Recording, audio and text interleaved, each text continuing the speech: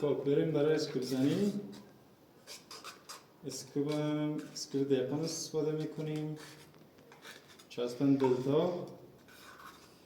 معمولا بعضی میگن اسکوب اصلا چسب نمیخواد، ولی الان دلیلش رو بهتون میگم که اسکوب چرا باید چسب زنید. چون بدون چسب گیرایش خیلی ضعیفه. بریم این چسب قاطی کنیم. مایش معمولا کمتر بندازه چسب بهتر میگیره. تابستون باز هوا گرم باشه خیلی باید کمتر بندازی، چون خیلی زیر 30 ثانیه سفت میشه. بریم اول جای اسکوپ یک چسب بزنیم اینجوری، این شکلی جایی که اسکوپ قرار رو بگیره باید این شکلی چسب بزنی در حدی که زیرش نسبت در چسب باشه.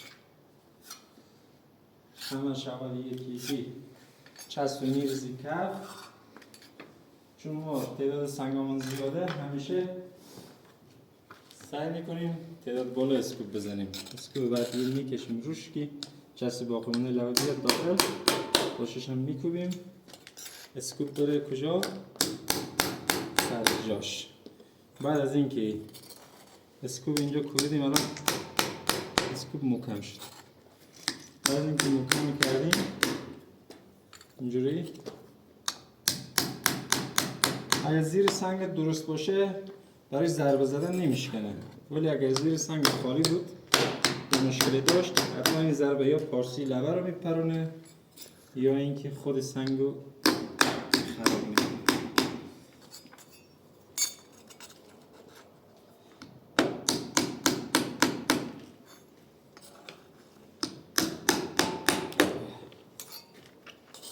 این